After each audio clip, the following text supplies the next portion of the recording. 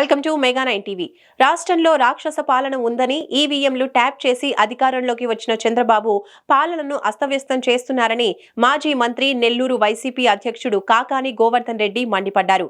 కోవూరు మాజీ ఎమ్మెల్యే నల్లపురెడ్డి ప్రసన్నకుమార్ రెడ్డితో కలిసి వైసీపీ కార్యకర్తలు, ప్రజాప్రతినిధులు జరుగుతున్న అరాచకాలపై ధర్నా నిర్వహించారు.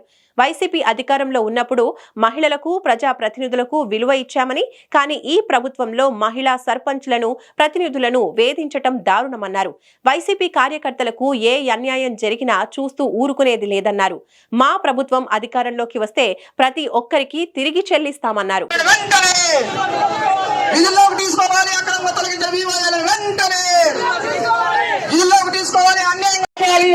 ఎస్సీ ఎస్టీ బీసీ మహిళా సర్పంచులపై వేధింపులు ఆపాలి. ఎస్సీ ఎస్టీ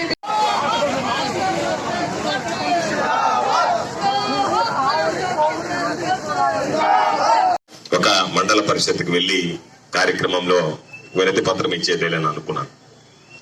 ఇక్కడికి వచ్చిన తర్వాత నాకు అర్థమైంది, ఈ కోవూరు నియోజకవర్గానికి సంబంధించి ఒక చిన్న కార్యక్రమానికి ఎంత పెద్ద ఎత్తున జనం వచ్చారు అంటే ప్రసన్న క్రేజ్ పెరిగింది, ప్రసన్న విలువ అర్థమైంది.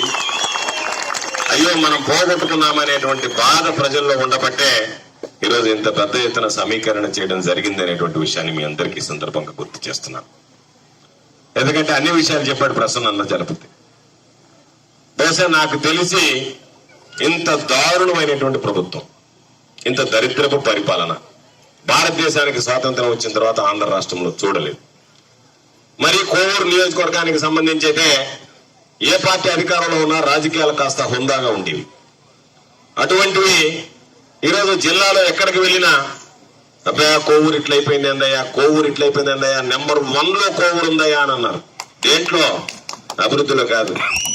అభివృద్ధికి వ్యతిరేకంగా ఉండేటువంటి అవినీతి అక్రమాలలో జిల్లాలోనే నెంబర్ 1 స్థానాన్ని కోవూరు దక్కించుకుంది అనేటువంటి కీర్తి ప్రతిష్టలను తెలుగుదేశం పార్టీ ఆర్జించింది తప్ప పేదవాడికి సంబంధించి ఇస్తానన్నటువంటిది ఒక్కడు కూడా ఇచ్చినటువంటి సందర్భం లేదు.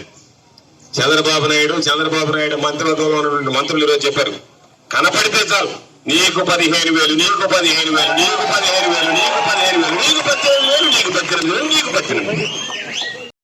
క్రిస్మస్ కానుక నాడు నేను వచ్చిన తర్వాత అన్ని బ్రహ్మాండంగా ఇస్తానని చెప్పాడు. అధికారంలోకి వచ్చిన తర్వాత చంద్రబాబు నాయుడుకి అవేమీ గుర్తు రావడం లేదు. కాబట్టి ఈరోజు ప్రజలందరూ అర్థం చేసుకోవాల్సింది, మనం సాధారణంగా ఒక నాటి సామెత ఓడలో తిరుగుతుంటే ఈ మధ్య చెప్తున్నారు, పాలు ఇచ్చేటువంటి పాడి బరిని వదిలిపెట్టి మేత వేసేటువంటి దున్నపోతను కాట కట్టేసుకున్నట్టు ఏంది చంద్రబాబును తీసుకురావడం అనేటువంటి పరిస్థితి అనేటువంటి విషయాలు గుర్తుంచుకోండి. ఈరోజు అందరూ చెప్పేటువంటి మాట 1,00,000 ఓట్ల మీద గెలవకపోతే అప్పుడు నన్ను అడగండి. కాబట్టి జనాలలో ఈ తీవ్రమైనటువంటి వ్యతిరేకత ప్రారంభమైంది.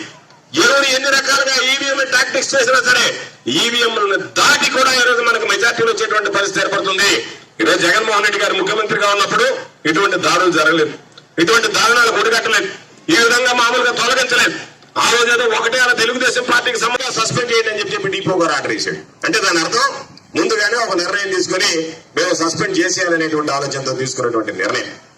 కాబట్టి సర్పంచుల చెక్కుపోరు రద్దు చేయడం, వివోఏలను తొలగించడం, ఫీల్డ్ అసిస్టెంట్లను తీసివేయడం, అక్కడ ఉన్నటువంటి పాపం మధ్యాహ్న భోజన కార్మికులు ఉంటే ఆ మధ్యాహ్న భోజన ఉద్యోగం తీసుకుంటాం, ఒక 2 నెలలు 3 నెలల కోపంగా ఉంటారు, తర్వాత చల్లారిపోద్దని. నేను మరలా చెప్తున్నాం, మా కోపం చల్లారాలంటే ఆ కార్యకర్త ఎవరైతే అన్యాయం జరిగిందో అతను సర్దుకుంటే తప్ప నాయకుడు ఆ స్థాయిలో ఎవరైనా సర్దుబాటై నీకు వ్యతిరేకంగా పనిచేసినటువంటి అధికారుల విషయంలో ఎక్కడా కూడా ఆలోచన చేసేటువంటి అవకాశం ఉండదనేటువంటి విషయాన్ని సందర్భంగా గుర్తు చేస్తున్నాం. కాబట్టి తప్పనిసరిగా ఈరోజు ఇంతమంది చంద్రబాబు నాయుడుని రాష్ట్ర ప్రజలు నమ్మరు. ఆశపడ్డారా లేదా ప్రసన్న చెప్పినట్టుగా ఈవీఎంలు మోసం చేశాయా? మొత్తం మీద మీరు అక్కడ కూర్చున్నారు. కూర్చున్న తర్వాత నుంచి ఈ రాష్ట్రంలో ఎన్నడూ జరగనటువంటి విధ్వంస పాలన తయారైంది. ఈ రోజు ఎంపీడీఓ గారు రాలేదు.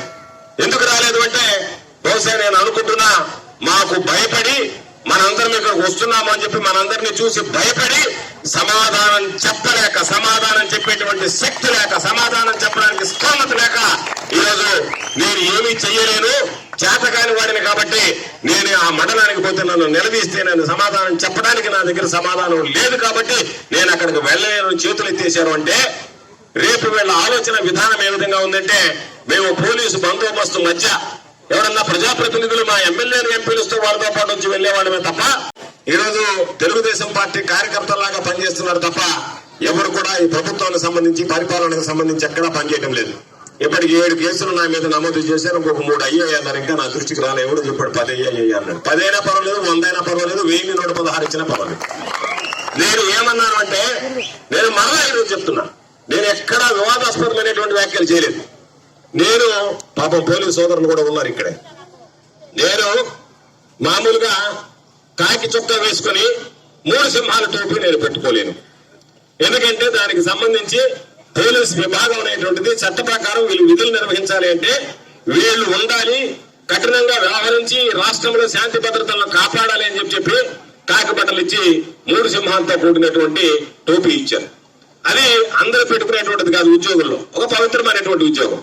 అటువంటి ఉద్యోగ బాధ్యతలు నిర్వహించే వాళ్ళే ఈరోజు నేరుగా తీసుకొచ్చి మన వాళ్ళని కొట్టడం, దూషించడం, దుర్భాషలాడడం, రకరకాలైనటువంటివన్నీ చేస్తే సంఘ విద్రోహ శక్తుల్ని కట్టడి చేయాల్సినటువంటి పోలీసు వ్యవస్థే ఈరోజు వారినే ఈరోజు విక్రమించి చట్టాన్ని అతిక్రమించి ప్రవర్తిస్తుంటే ఏమి చేయాలని తెలియనటువంటి పరిస్థితుంది. కాబట్టి నేను మరలా చెప్తున్నా, మరలా ఈ రోజు కొడవలూరులో మరొక కేసు బుక్ చేసిన ఇబ్బంది లేదు. కానీ అక్రమాలకి అన్యాయానికి పాల్పడి వైఎస్ఆర్ కాంగ్రెస్ పార్టీ కార్యకర్తల్ని ఇబ్బందులకు గురి చేసేటువంటి ఏ ఒక్క అధికారిని విడిచిపెట్టాం, పోలీసులు విడిచిపెట్టమనేటువంటి విషయాన్ని సందర్భంగా తెలియజేస్తున్నాం. విడిచిపెట్టేటువంటి ప్రసక్తే ఉండదు. కాబట్టి జగన్మోహన్ రెడ్డి గారు చెప్పినట్టుగా రెడ్ బుక్ పడలేదు, ఎల్లో బుక్ పడలేదు. మీరే మీ గ్రామంలో ఏ అధికారి మిమ్మల్ని ఇబ్బంది పెట్టాడో రాసుకోండి. గతంలో ఏదన్నా చిన్న పొరపాట్లు కార్యకర్తల వల్ల జరిగి ఉంటే ప్రభుత్వం వల్ల కానీ పరిపాలన వాటిని సవరిస్తాం. అవి మరలా తిరిగి దొరలేమం. ఎవరైతే మిమ్మల్ని ఇబ్బంది పెట్టారో మీరు చెప్పినటువంటి ప్రతి ఒక్క ఆ అధికారి అక్రమంగా పనిచేసినటువంటి అధికారి మీద రేపు ఎప్పుడు ఎన్నికలు వచ్చినా వైఎస్ఆర్ కాంగ్రెస్ పార్టీ అధికారంలోకి వస్తుంది. చర్యలు తప్పవు అనేటువంటి విషయాన్ని ఈ సందర్భంగా మీ అందరికీ తెలియజేస్తున్నాను.